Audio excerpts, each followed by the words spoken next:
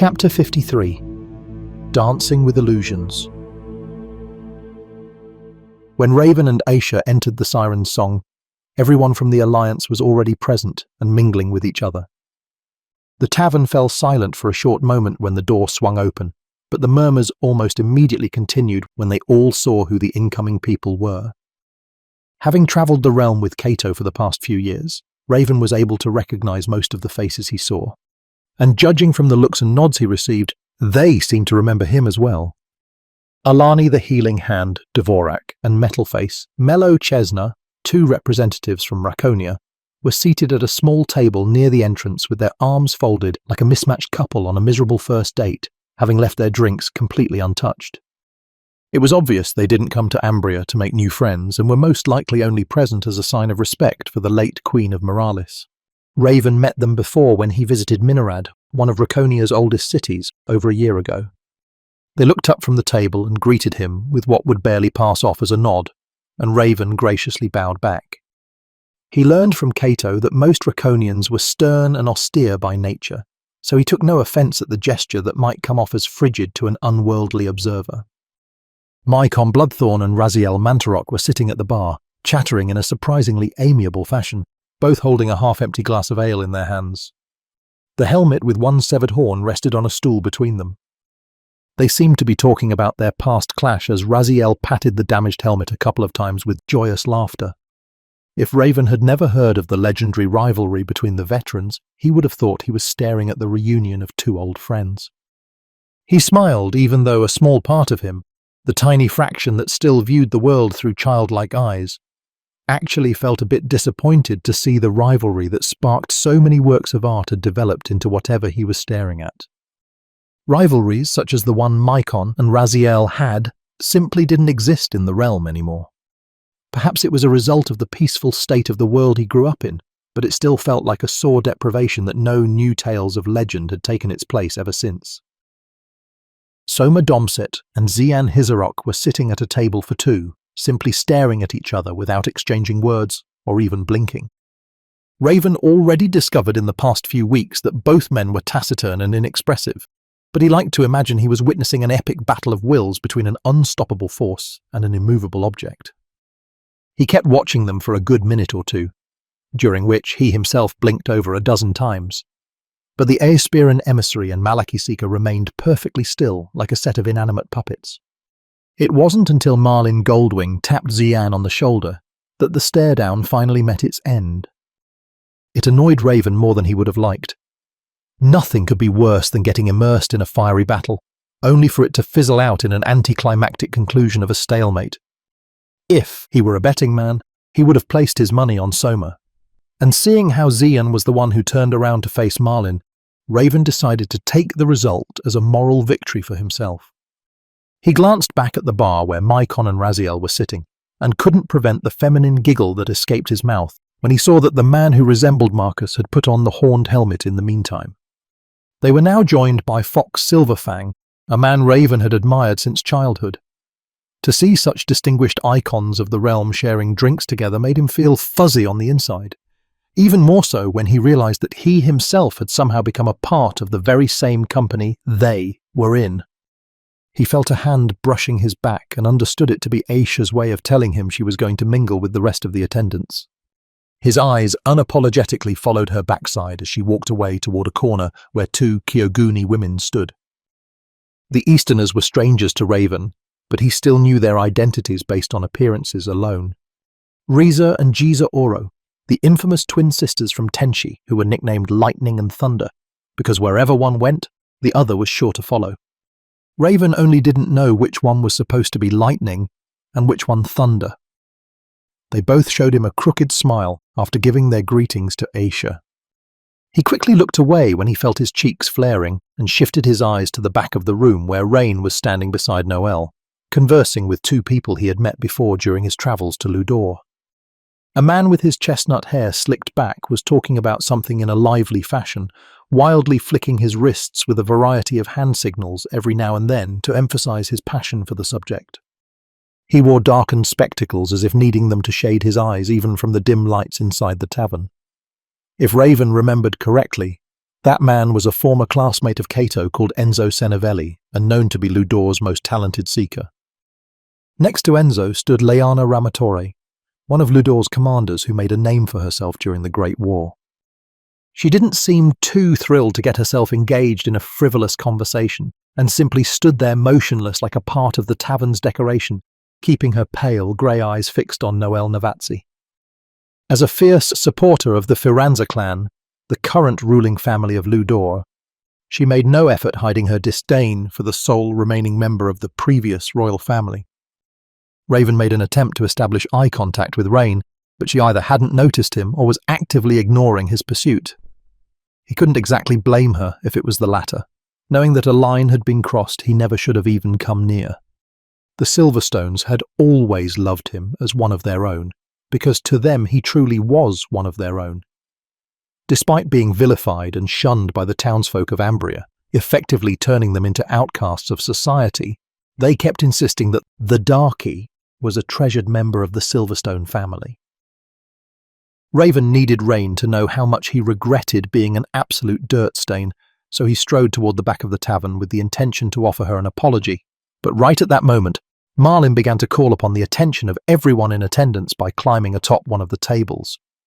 The room instantly turned silent. It is with great honor that I welcome everyone to Ambria. Please allow me to start off by expressing my gratitude for your presence. Marlin made a deep bow in every direction before picking up her glass of wine and raising it to the ceiling. To us, she said, and downed her drink in one go. Everyone answered with a polite nod and took a sip from their own drinks. After that, the ambience of the tavern immediately shifted into a grave and severe affair. Smiles were turned upside down. It was time to talk business. In all honesty, it came as a surprise when I was approached by Master Caius Silverink of Onira, who offered to assist with the succession of our vacant throne. Shortly thereafter, spy masters from all across Aden contacted me with similar propositions. At first, I didn't understand, but then my friend and mentor, Fox Silverfang, clarified everything. Unbeknownst to me, Queen Rosa, even in her diminished state, possessed the foresight to see through Willow and Jackdaw's treachery and sought help in advance, knowing that her beloved nation would be in peril after her death. The fact that I stand here tonight in a room with representatives from every sovereign nation is a true testament to the unity of our realm today. Yes, and you are welcome, Mello said, waving with the back of his hand. Now get to the point, Commander. We came to Moralis for one thing only, and that is to make Willow Whiteshade and Jackdaw Blackshaw answer for their crime. Now tell us how you want to approach and let's get this over with. I fail to understand why we haven't already started the assault.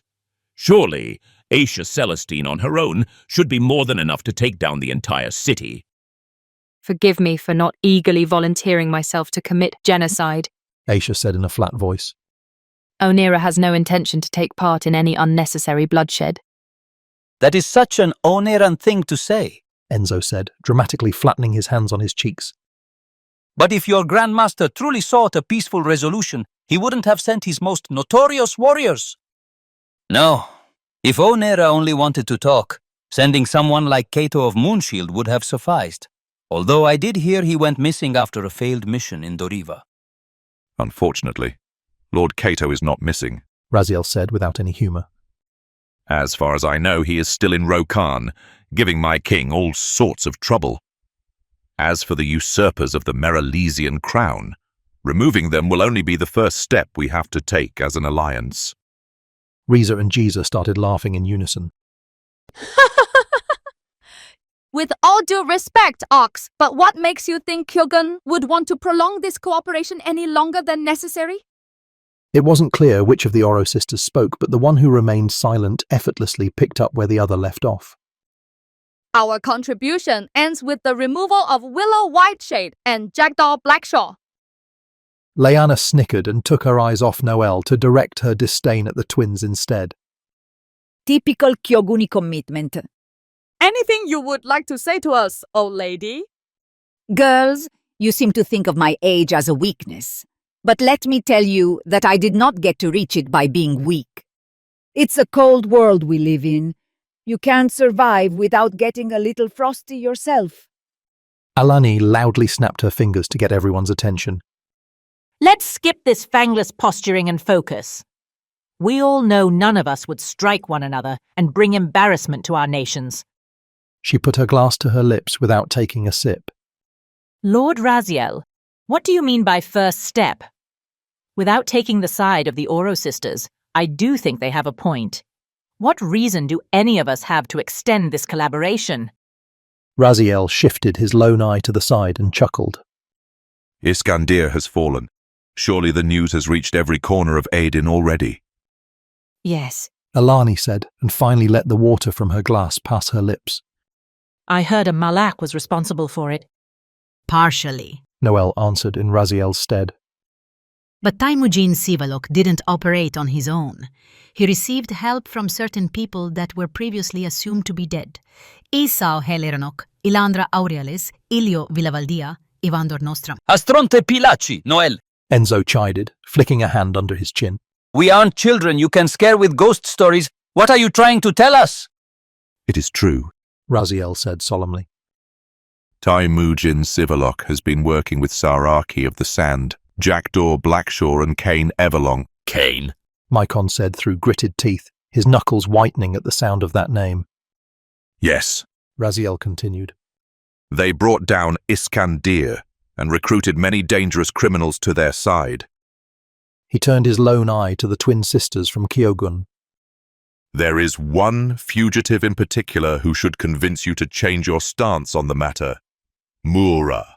Isi Hero. Reza and Jiza stared back at Raziel as if he had cursed them and anyone else from Kyogun by saying that name aloud. However, they remained motionless and quiet, like the blood-curdling stillness before the arrival of a mighty storm. How do we know you aren't simply dancing with illusions, Lord Raziel? Lyanna asked, crossing her arms. Isao, Ilandra, Ilio, and Ivandor. They haven't been heard from since the war. What evidence can you present to substantiate your claims? Evidence? Wait long enough and you can find out for yourself. Raziel scoffed and glanced at Raven. A few weeks ago, Cato Knight came to Rokan with startling news. Apparently, he had been fighting a company of 220 aura-seeking ghouls in Doriva. Aisha turned to Raven and then Raziel in shock. He did what? You did yourself a favor dumping that madman, Lady Aisha. Enzo immediately seemed to perk up. You are no longer occupied then, Lady Aisha? He asked, clearing his throat and straightening his back. Aisha simply ignored the Ludori seeker and kept her eyes on Raziel, still waiting to receive an answer. You heard what I said. The Malaki general responded sternly. In any case, he came across Marcus Bloodthorn, who had a run-in with the people that have disappeared for the past quarter-century. And among them was a creature that bore the signature design of Mura Isihiro. Its severed head should still be in the possession of our chief scientist, Damao Misomok. If evidence is what you seek, Lady Lyanna, I suggest you pay Rokan a visit. And what exactly happened in Doriva?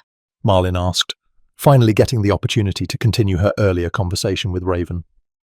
Jackdaw brought 220 Meralesians to Doriva because Queen Rosa supposedly ordered him to explore the unknown realm. Mello squinted his eyes and tapped his fingers on his mask of bronze. To what end? The passage to the north has been sealed for centuries. What did Queen Rosa hope to find there? Marlin glanced at Fox, who only stared back in confusion. I don't know, She said. Jackdaw has been obsessed with some sort of ancient tree that is supposed to grow in the unknown realm. He even brought botanists and historians along on his expedition, but a few weeks ago, he returned on his own without providing any explanations. Shortly after, Queen Rosa passed away. Deceiver. Raven didn't think anyone would have heard what he said, but all of a sudden every single eye seemed to be cast on him. He chuckled nervously and began to grin like some kind of automated defense mechanism. That's the life tree, he added in a mumble. He's not serious, is he? Mycon asked, but directed his question at Raziel instead. Kane has talked about that idiocy decades ago. And as if expecting someone to interrupt their meeting, he suddenly swung his head to the entrance of the tavern with grave anticipation in his eyes. Enzo and Xian, the two seekers in the Alliance, did the same. In less than a few seconds, the harrowing sound of alarm bells rang across the entire village. A soldier barged through the door of the Siren's Song and urgently sought the presence of either Marlin or Fox. "My lord," he said to the silver-haired commander. "a large group of riders is approaching from the west." How many? Fox asked, giving Marlin a quick glance to see if she expected any more guests. He winced when she answered his look with a shake of her head. 100, maybe more, my lord. Gather half the troops and round up as many civilians as you can. Take them to the Red Mane estate and protect them with all that you're worth.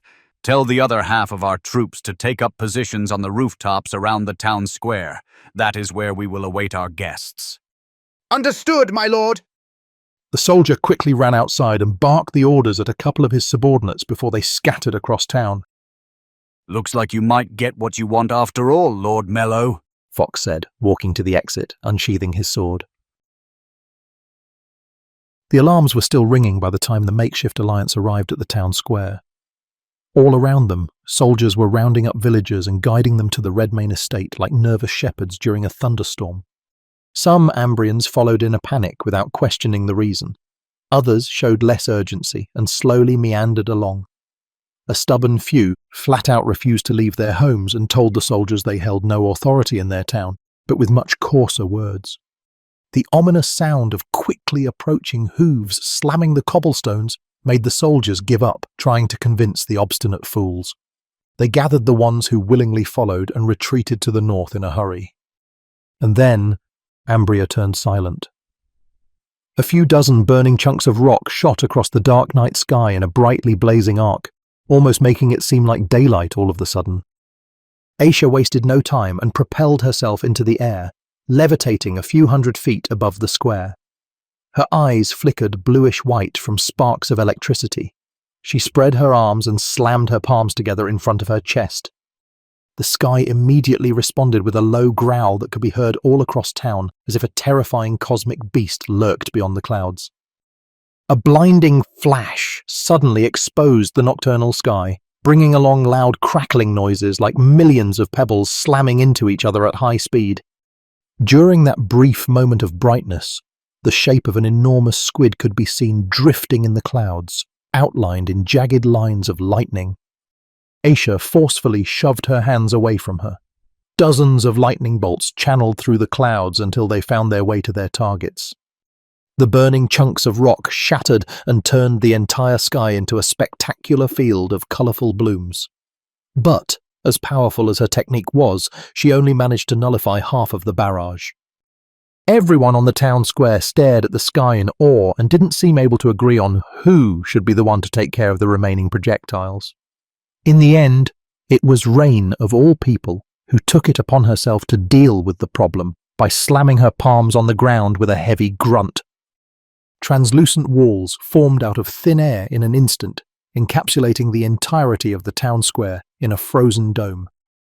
Having learned from her experience in Doriva and understanding the difficulty of keeping the barrier in a stable shape under duress, she wisely sculpted her improved version of the tortoise in numerous layers of ice to dampen the impact of the collisions. Within a few seconds, 36 head-sized chunks of rock slammed into the dome with deafening bangs, but none were able to completely penetrate the shield. They were lodged between the many sheets of ice, and when Rain finally dispelled her auric technique, the smouldering rocks dropped to the cobbled floor, completely harmless. Noelle swung an arm around Rain's neck and kissed her on the cheek, leaving behind a mark of vivid red. Simply brilliant, my sweetling! Rain blushed and almost seemed to shy away for a second, but in a rush of emotion, decided to press her own lips onto Noelle's. The celebration didn't last long, however, as 3 horses that were mounted by figures cloaked in white robes entered the town square, while the rest of the riders steadily filled the streets behind them. Mello chuckled and spat on the ground. I guess you weren't lying about Iskandir, he said when he seemed to recognize some of the fugitives at the edge of the square. I rarely do. Raziel said while he slowly carved his forearm with a knife until he wore a sleeve of red. He then dipped his finger in blood and started drawing a few lines on his face, not once averting his lone eye from the hooded rider in front. Such bravery to approach us with just the three of them. Either Reza or Jesus said. Brave and foolish, the other added. They both raised their heads to the sky, shading their eyes with a hand. A blinding light descended from the celestial ceiling like a falling star, tearing up the darkness with a bright line that was directly headed for the three approaching riders. The collision sent a powerful shockwave across the square, covering everything in a thick haze of dust. For a moment, only the sounds of coughing and groaning could be heard. When the dust finally settled, Aisha had rejoined the rest of the party. She was suspended in an upside-down position right above the three riders. Her arms, still sizzling from an electric current, were stretched out and desperately reaching for the ground, but the force of her strike wasn't able to pass through a barrier made of a strange fabric that suddenly surrounded the riders like a bubble. She retracted her arms with a wince and leaped off the barrier, making a landing on her toes beside Mycon. Is that the full capacity of the great Aisha Celestine I have heard so much about? I imagine you yourself must be as disappointed as I am. The rider in front removed his hood and glanced at the members of the Alliance. He momentarily held his eyes on Enzo, lit up a thin smirk, and continued scanning the diverse ensemble. Every nation of Aden is represented here. Seems like Jackdaw is a man of his word. Taimujin Sivalok, Enzo said, combing a hand through his slicked-back hair. It's been a while. I see time hasn't treated you very kindly during the past few years. The rider responded with a grin, but it was obvious the taunt didn't leave him unaffected. Taimujin Sivalok was always known to be an exceptionally handsome man. His looks were said to hold the power to corrupt the nighttime fantasies of every woman he came across. Even back when he was still a man, not yet grown, during his teenage years at Ethelwom, he managed to charm his way into the beds of classmates and teachers alike. Not much remained of his allure, however. His skin of bronze was faded like unpolished cutlery and flaked off his body, similar to a layer of paint that had been left to bleach under the scorching sun for centuries. The golden blue of his irises, once compared to the glittering waves of a sea during sunset, were trapped inside a web of blood-red veins. The smile that used to seduce countless women into disrobement had become nothing but a collection of blackened teeth. Jin, whatever your plan is, you and your ragtag posse of misfits are no match for us. You should know that, Raziel said with an icy sharpness in his voice. His face, neck, and arms were fully decorated with intricate symbols of red lines and dots. Jin slowly shifted his bloodshot eyes to the side and slightly cocked his chin. Master, he said, and widened his grin. Allow me to be the first to offer you condolences for the loss of your eldest. I have always liked Lady Zariah. If it were up to me, she wouldn't have suffered such a gruesome death. Raziel frowned. His lone eye trailed off to Xian, but the Seeker wasn't able to give him the clarity he sought. And whatever my plan is, Jin continued in a self-satisfied tone, none of you will be around to witness it. The two riders beside him put a hand on his shoulders. The hand on his right shoulder had fingernails lacquered in black. The hand on his other shoulder was tattooed with dozens of tiny symbols. Jin stretched one of his arms in front of his chest and spun his wrist in a circle with a stiff forefinger. A black oval instantly appeared on the ground like the silhouette of an enormous creature that lay hidden underneath a frozen lake. The cobbles cracked and sank into the endless depths of an abyss. The darkness kept growing and finally erupted into the sky like a geyser filled with ink. Within the blink of an eye, 10 members from the Alliance vanished behind a lightless curtain. Like a fish leaping out of the water, the black substance eventually came back down after momentarily having touched the clouds. Rain, still left standing on the square alongside Noel, Raziel, Mycon, and Aisha, wildly spun her head around in a panicked attempt to find her brother, somehow expecting him to make everything better again. Raven! Her voice was fragile and trembling. No matter where she looked, Raven was nowhere to be seen. She was forced to turn her eyes back to the sky, The black oval was quickly making landfall like a frog diving onto a prey with its gigantic, gaping mouth left open. Not even Aisha or Mycon would be able to outrun the magnitude of the collision, and they all just stared into the abyss, anticipating the inevitable impact. Rain felt an arm around her shoulder and immediately grasped the metallic fingers for support. She was glad to have someone with her in what could very well be her final moments. She looked to her side and caught a glimpse of a loving smile before everything turned to black.